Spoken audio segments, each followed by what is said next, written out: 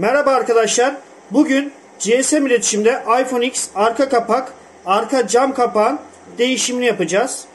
Burada görmüş olduğunuz iPhone X buradan darbe almış. Arka kapağı kırık bir vaziyette. Cihaz çalışır durumda. Biz bunun arka kapağının nasıl değişim yapılacağını, lazer ile nasıl kesim yapıldığını ve yapılan işlem süreçlerini sizlere göstereceğiz. Öncelikle cihazımızın arka kapağını sökmek için buradan arka kapağını çıkartmak için lazer makinamıza önce yerleştiriyoruz.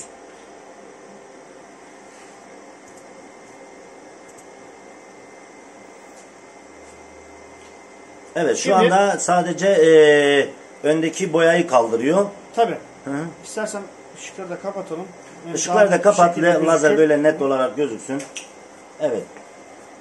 Şu anda telefonun üzerindeki, altındaki boyayı yakıyor değil mi? Arka kapağın boyasını söküyor. Evet, önce boyasını söküyoruz. Daha sonraki işlemde altındaki yapışkanı sökeceğiz. Tabii o kapağın orada çok yapışkan özel bir maddesi var. Onu lazerle çok rahat bir şekilde sökebileceğiz.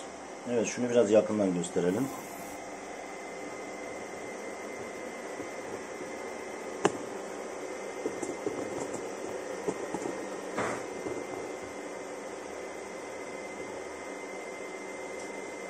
Şu an lazerle alttaki boyayı yakıyor.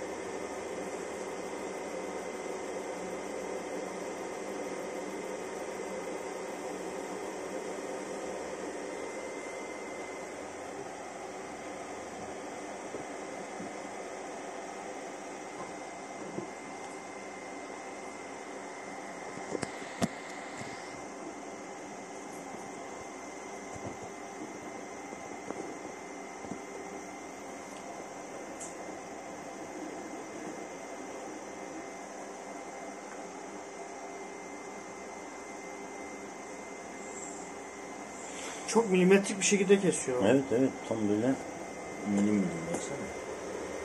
Kamera camının etrafından çerçevesini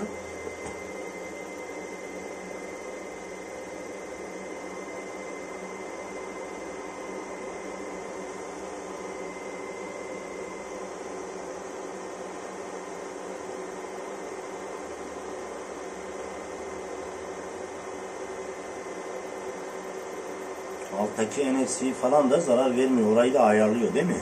tabii. Kablosuz şarj parçasını. O zaten şablonda gösteriyor oraya. Oraya hiç dokunmuyor.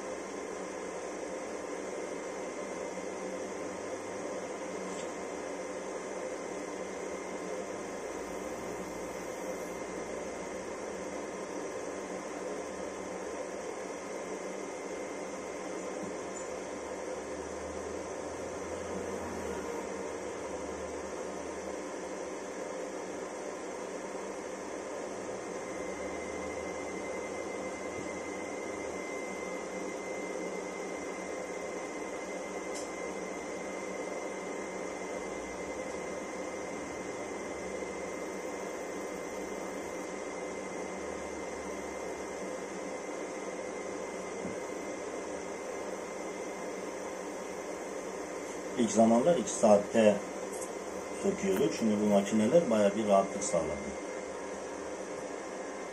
Evet. Şimdi gördüğünüz gibi bütün boyasını yaktı. Şöyle daha yakından gösterelim. Işıkları da açalım. Evet, gördüğünüz gibi bütün boyasını buradaki yaktı. bulunan bütün arka kapağındaki boyası tamamen söküldü. Enesinin olduğu yere zarar vermemiş. Burada herhangi bir şekilde bir müdahalesi bulunmuyor. Şimdi biz bunun arka kapağını sökeceğiz. Şimdi daha arka rahat bir cam şekilde. kapağı sökeceğiz.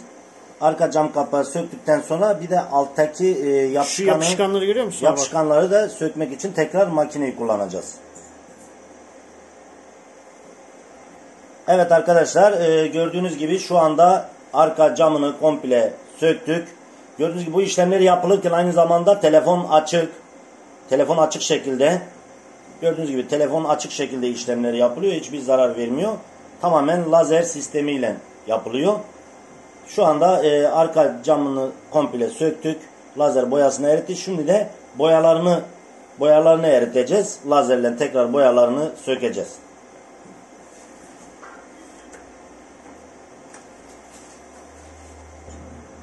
Evet arkadaşlar, şimdi de alttaki yapışkanını sökeceğiz. Lambaları kapatalım.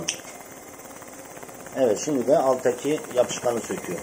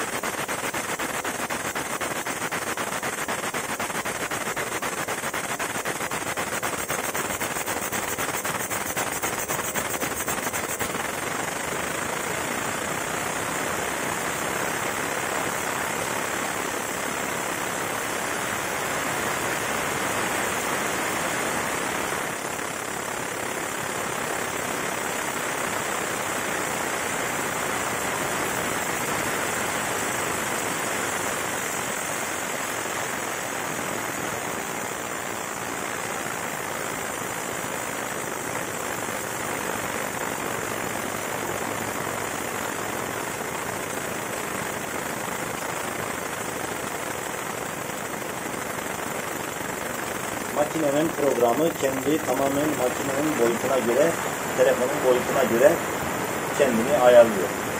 Hiçbir şekilde ne kamerasına, ne kamera camına, ne NFC'ye hiçbir şeye zarar vermeden otomatik kendi ayarlıyor.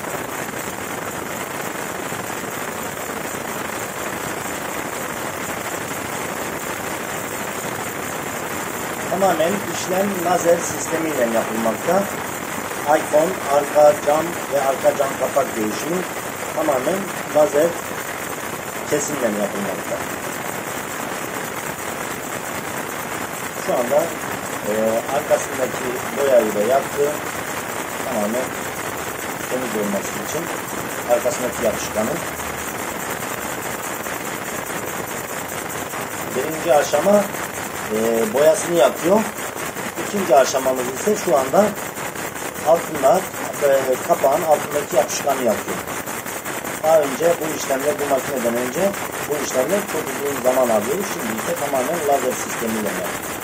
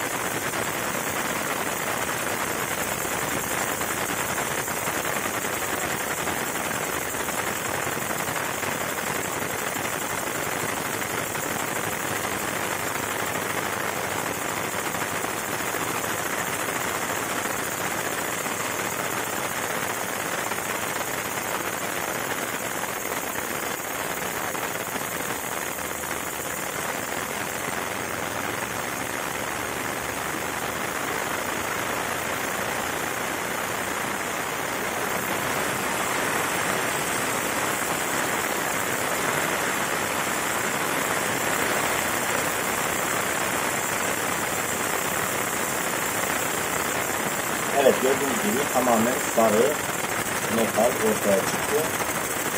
Arka kapağı tertemiz yapıyor.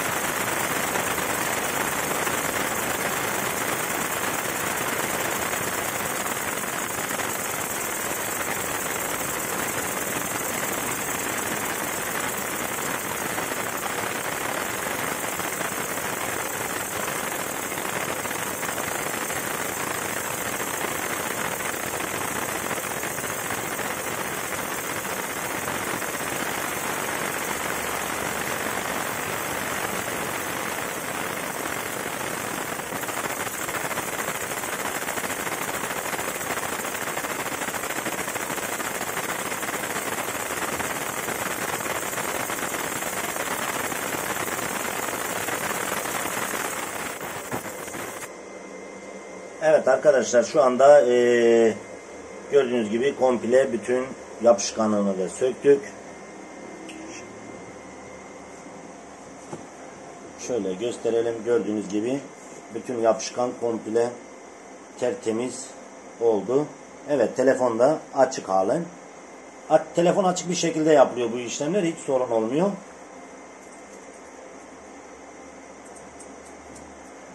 Evet, şöyle telefonu komple gösterelim size. Gördüğünüz gibi arka taraf tertemiz oldu. Şimdi de arka camını yapıştıracağız. İşlemimiz bitmiş olacak. Evet arkadaşlar, arkasını da güzel bir şekilde fırçayla temizledikten sonra şimdi de arka cam kapağını yapıştıracağız.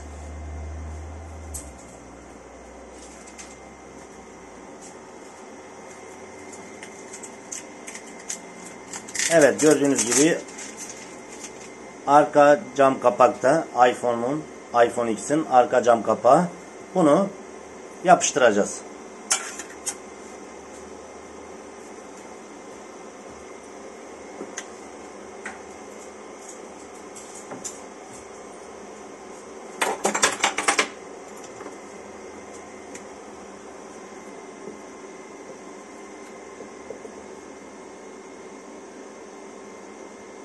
Evet, kenarlardan yapışkan sürüyoruz.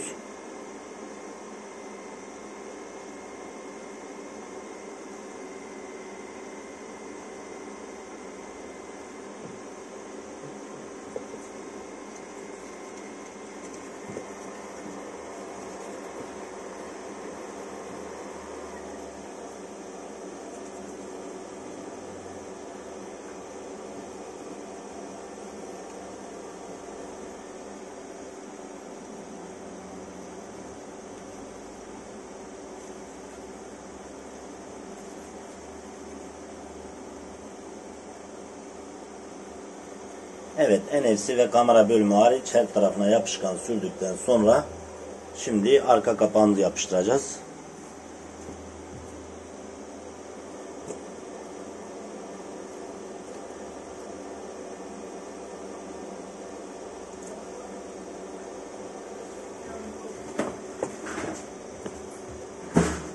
Evet arkadaşlar, arka cam kapağı da yapıştırdık.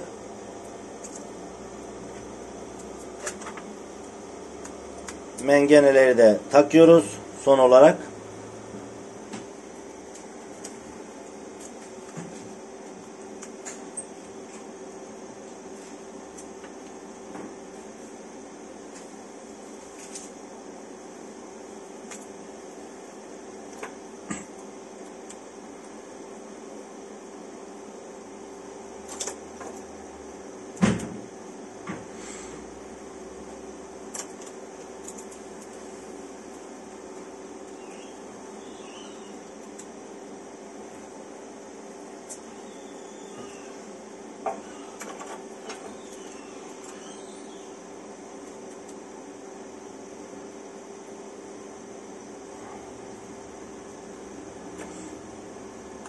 Evet, son olarak mengenelerimizi de taktıktan sonra 15-20 dakika kuruduktan sonra telefonumuz hazır.